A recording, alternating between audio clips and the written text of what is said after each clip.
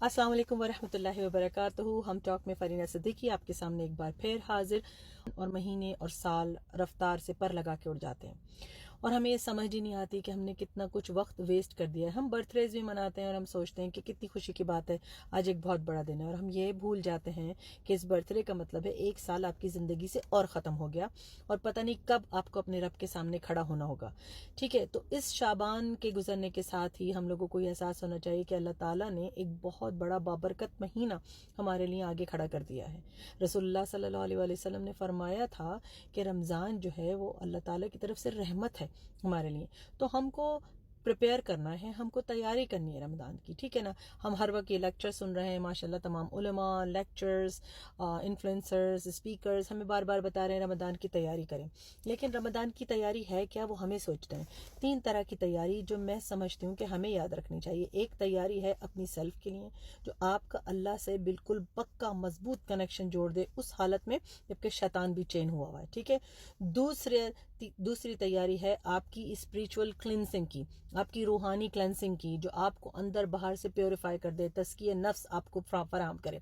ठीक है, और तीसरी आपकी जो तैयारी जिसके लिए आपको काम करना चाहिए वो है कि आपको पूरा साल के लिए एक बूट कैंप में जाना है 1 महीने के लिए, और उसकी तैयारी के लिए आपका जहन, आपका दिल, आपका जिस्म सब पाक साफ होना चाहिए।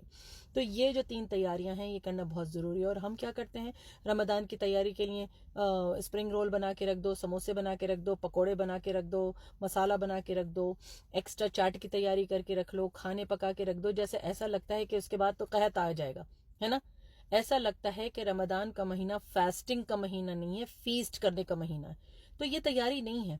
हम क्या करते हैं कि अपनी खवातीन को बिल्कुल पूरा दिन पूरी रात के लिए सिर्फ खाने पकाने में मशगूल कर सकते हैं, जैसे उससे पहले तो हम कहत साली में थे। सिर्फ रमज़ान ही ऐसा महीना है जिसमें भरपूर तरीके से हमको खाना है और इतना खाना है कि बस मरने जैसी हालत हो जाए। हम ऐसा क्यों करते हैं? हमें समझना चाहिए कि ये 1 महीना अगर हम छोड़ दें, हम पार्टियां नहीं करें, हम सोशलाइजेशन पे फोकस नहीं करें, हम अपनी ज़िंदगी को एक त्यौहार ना बनाएं रमज़ान के महीने में, तो ही हमारा कनेक्शन अल्लाह से बिल्ड होगा। मैं ये नहीं कह रही कि हम कोने में बैठ जाएं, साधु बन जाएं, अस्तगफुरुल्लाह, और हम फिर कुछ भी नहीं करें। नहीं, मकसद ये है कि रमज़ान की हुर्मत को उस तरह से महसूस करें। अल्लाह ताला ने फरमाया है कि रमज़ान हमारे लिए तोहफ़ा है ना, तो तोहफे को चेरिश करते हैं, उसको सेलिब्रेट नहीं करते, उसको चेरिश करते हैं, संभाल के रखते हैं, उसको सही तरीके से एहतियात के साथ इस्तेमाल करते हैं, क्योंकि हम मोहब्बत करते हैं तोहफे से भी और तोहफा देने वाले से भी।